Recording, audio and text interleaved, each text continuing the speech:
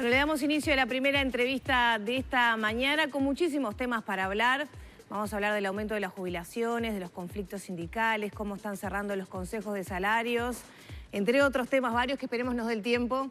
Con el ministro de Trabajo y Seguridad Social, Ernesto Murro, bienvenido. Buen día. Un gusto, muchas gracias. Feliz año para todos ustedes, para todo el equipo, para la teleaudiencia. Muchas gracias por esta oportunidad. Anda contento por las jubilaciones, el aumento de las jubilaciones que ha sido por encima de la inflación y usted destaca como un logro 14 años de subas por encima del nivel inflacionario. Sin duda, yo creo que esa es una buena noticia para el país. 14 años continuos donde, por primera vez en la historia del BPS, por ejemplo, que todas las pasividades y los salarios aumentan por encima de los precios. Y bueno, yo creo que esa es una buena noticia.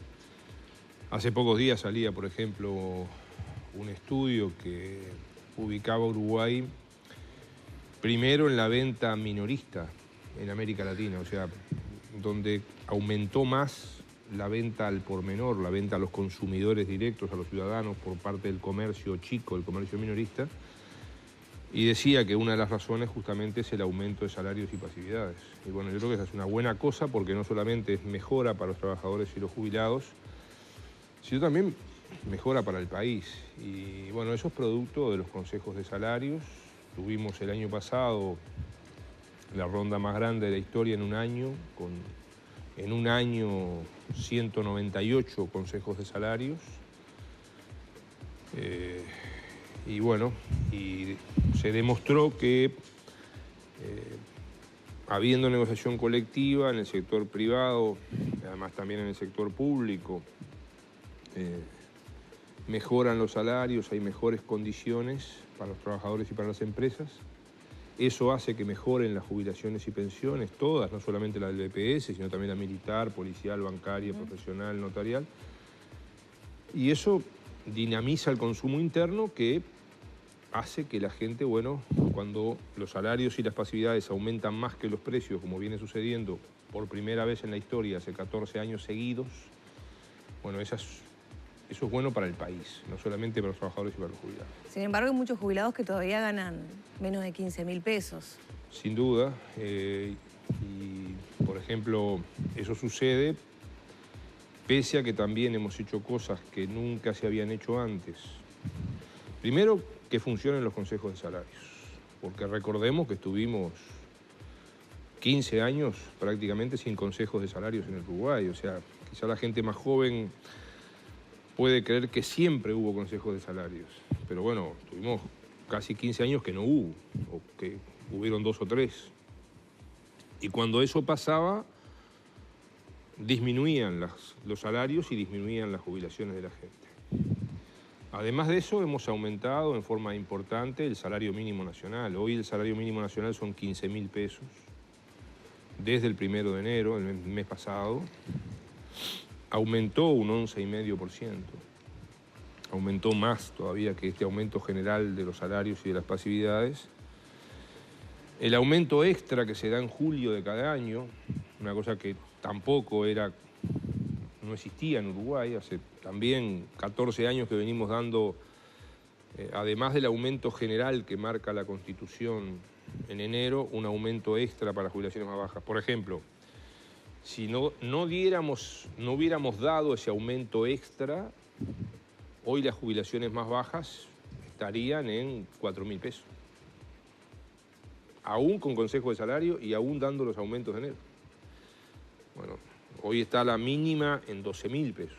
Y bueno, ahí hay que seguir mejorando. La contracara de todo esto es un tema que está en el tapete, en esta previa, ¿no? del año electoral, que tiene que ver con la sustentabilidad de la seguridad social, ¿no? Y el déficit que le genera. Yo sé que a usted no le gusta hablar de déficit, pero bueno, cada vez... Y a algunos les gusta hablar de algunos déficits y no de otros. Bueno, le pregunto... ¿Es sostenible este esfuerzo que se está haciendo? Sin duda que sí. Primero, es sostenible y es necesario. Pongamos un ejemplo de lo necesario. El sector rural, porque antes había una caja rural. Por suerte ahora no, ahora el BPS es todo uno, entero. Si el sector rural tuviera su caja, como la tenía antes,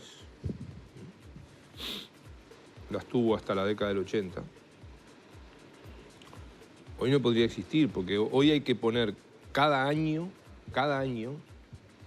y yo creo que eso está bien que lo hagamos, creo que es necesario, creo que es parte de la solidaridad que la sociedad uruguaya tiene que tener con el sector rural, de lo que hay que subsidiar al importante sector rural para que siga funcionando. Bueno, cada año ponemos 400 millones de dólares en el sector rural. ¿Por qué hay que poner 400 millones de dólares en el sector rural? Porque el sector rural, al BPS y al FONASA, por cada peso que paga, recibe 3 pesos con 68. O sea, paga 1 peso y recibe 3,68. ¿Cómo recibe? Y lo recibe en cuotas mutuales, en jubilaciones, en seguro de paro, en asignaciones familiares, en licencias por maternidad. Bueno, esos 2 pesos con 68 de diferencia, ¿quién los paga? Los paga el conjunto de la sociedad. Bueno, eso es necesario, hay que saberlo. Después yo he escuchado a otros que hablan de déficit y resulta que de la caja militar no hablan. Y cuando se propuso un impuesto a las altas pasividades militares, o cuando se propuso la reforma de la caja militar, no la votaron. Bueno, la caja militar se lleva 600 millones de dólares por año. Bueno, todo eso hay que ver. Dentro de eso yo creo que hay que ver cómo seguimos periódicamente dialogando, haciendo estudios en serio. Acá hace poquito estuvo Ramón Ruiz, el director en representación de los trabajadores en el BPS, quien hablaba que, bueno, las proyecciones seguramente para los próximos meses, cuando se hace el cálculo, sea unos 800 millones de dólares que tenga... Yo le hablé de 1.000, Lorena, en este ratito. La mitad de esos son solo rurales y si le agregamos caja militar ya pasamos. Entonces, yo creo que hay que ser cuidadoso con esto, porque, reitero, todos los sistemas de seguridad social del mundo, buenos, para los que les gusta hablar de déficit, son deficitarios. No hay sistema de seguridad social bueno que no cueste.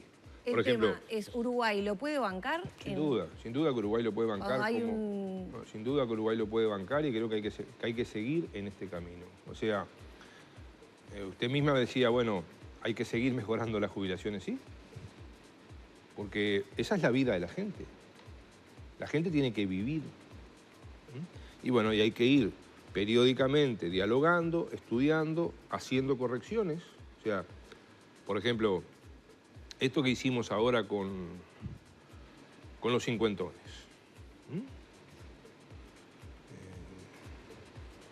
16.000 personas ya se cambiaron. ¿Por qué?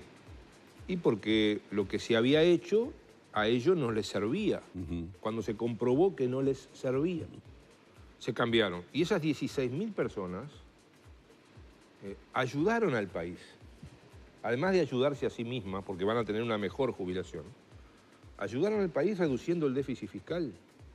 A mí me hace mucha gracia cuando algunos quieren separar, y no, la plata de los cincuentones no tiene nada que ver con el BPS. Nada, tiene que ver, sí, porque cuando cuentan el déficit del BPS, lo que les gusta hablar de déficit, cuentan lo que hay que pagar. Bueno, a esta gente hay que pagarle.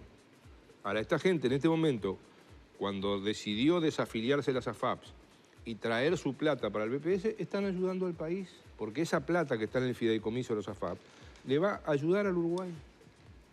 Ya le está ayudando. Ahora, ministro, hay una cuestión que es bien clara. Obviamente, si nosotros ahora, porque la producción nos lo está manejando, yo lo estoy viendo acá en el Facebook, la gente obviamente se aferra mucho al argumento de decir cómo se hace para vivir con 12.000 pesos, cómo se hace para vivir con 15.000 pesos. Yo creo que está bien claro acá la explicación que ha hecho usted con respecto a tener absolutamente claro que es obvio que una jubilación de 12.000 pesos no es una jubilación que le permita a alguien vivir bien. También ha hecho una explicación clara de lo que hubiera sucedido si se hubiera seguido con otros regímenes de aumento. ¿En dónde estarían esas jubilaciones? 4.000. Ahí está, de 12.000. Pero entonces la pregunta que uno se hace es, yo quiero ir un poco más allá porque veo que casi todos los partidos políticos y los representantes políticos, hoy prácticamente ya en campaña, nos hablan de que es necesaria una revisión de la seguridad social. Pero no nos hablan de qué tipo de revisión. Usted acá, por ejemplo, nos está diciendo que una posibilidad puede ser la de ir haciendo determinado tipo de correcciones. Pero no es necesario realmente una reforma, no es necesario rever, por ejemplo, la edad, el tope jubilatorio. Yo sé que hay muchas voces en ese sentido que dicen no arreglamos nada aumentando la edad porque da la sensación para el común denominador de la gente. Aporto más, el BPS va a tener más dinero. ¿Es necesario o no que todo el sistema político se ponga de acuerdo en encararlo como un tema, ya no diríamos a futuro, es del presente, porque es para el próximo gobierno? Está muy bien planteado lo que usted plantea, Humberto. Nosotros somos partidarios, lo hemos sido, lo somos y hemos tratado de hacerlo, de las reformas periódicas y con diálogo. Con diálogo con todos los sectores de la sociedad y periódicas. Yo reitero, yo lamento mucho que no pudimos reformar mejor la caja militar. Eso cuesta 600 millones de dólares anuales. Se hizo una reforma, la primera que se hizo después de 23 años, y eso está bien, esa reforma que se hizo está bien, podría haberse hecho mejor. A nosotros nos faltaron votos para hacerla mejor, pero los demás partidos se hicieron los distraídos. Se hicieron los distraídos. Quizá por tratar de quedar bien con algunos militares. Nosotros somos partidarios de las reformas periódicas como hemos tratado de hacerlo. O sea, ¿cuándo reformamos lo de los cincuentones? Cuando nos dimos cuenta que ese era un problema y que había que resolverlo. Fíjense que es un problema que hoy ya ha beneficiado a 16.000 personas y seguramente van a ser algunos miles más. En el 2013 reformamos las licencias por maternidad y paternidad y eso fue una mejora. Nosotros venimos, por ejemplo, cuando nos dimos cuenta que las AFAPs no rendían lo que habían dicho que iban a rendir, se hizo un fondo para las personas afiliadas a las AFAPs hasta los 55 años y otro fondo que les dé algo más para los mayores de 55 años. Y eso lo hicimos también ahora.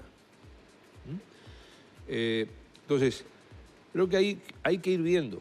Cuando en el 2009 nos dimos cuenta que la gente, y en particular las mujeres, tenían enormes dificultades para jubilarse, porque la ley del año 96 era muy exigente, cambiamos la ley en el 2009 después de un gran diálogo social, y eso hizo que 60.000 mujeres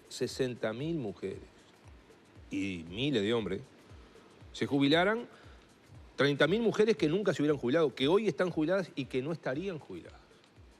Entonces, para nosotros este es el camino. Le hablo de reforma del 2009, del 2013, 2017. Entonces, para nosotros es el camino. Hay países, por ejemplo, como Japón, que prevén que cada 5 años hay que revisar el sistema. Entonces, yo creo que ese es el camino. Sin shocks, sin leyes de urgencia, como se quiso hacer en los 90, sin reforma en el medio de las leyes de presupuesto, como se hacía hasta el 94, que ahí lo evitamos.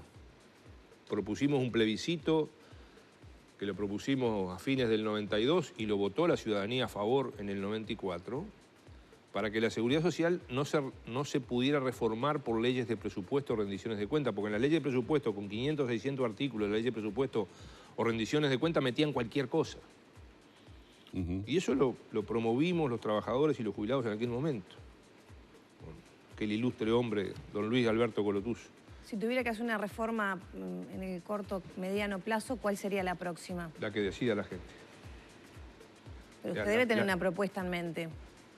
Ustedes saben que a mí me gusta mucho la seguridad social, pero me gusta mucho más la democracia.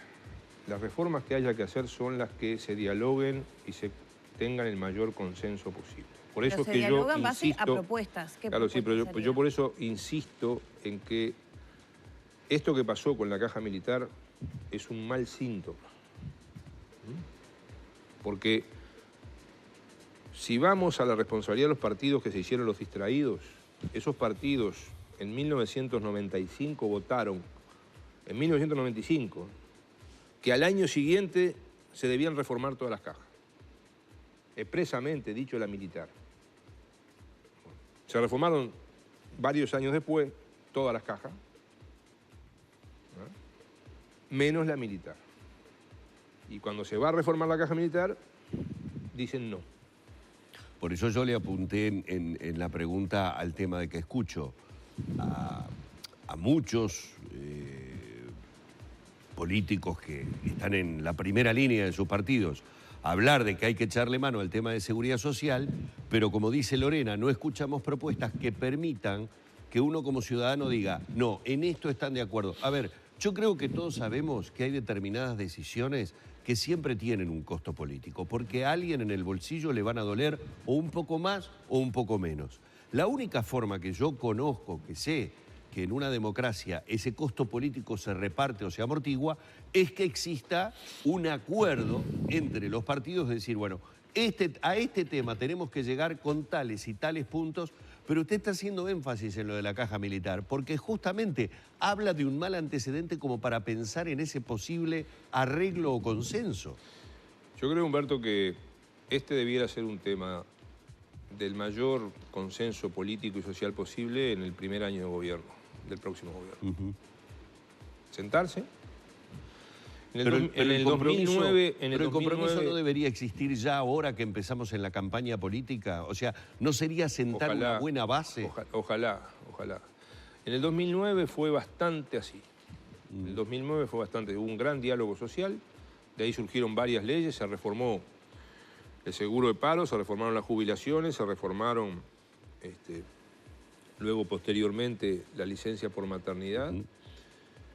Y hubo un gran diálogo, sobre todo social, con algún partido político.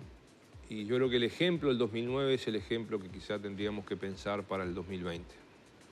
Eliminar el IAS, como propone Talvi, por ejemplo, del Partido Colorado. ¿Cómo ve usted esa propuesta? El Partido Colorado y el señor Talvi están haciendo algo que creo que es absolutamente demagógico. Porque ellos, cuando fueron gobierno, le cobraron IRP, que era el impuesto a las retribuciones personales, a todos los jubilados y a todos los trabajadores del país.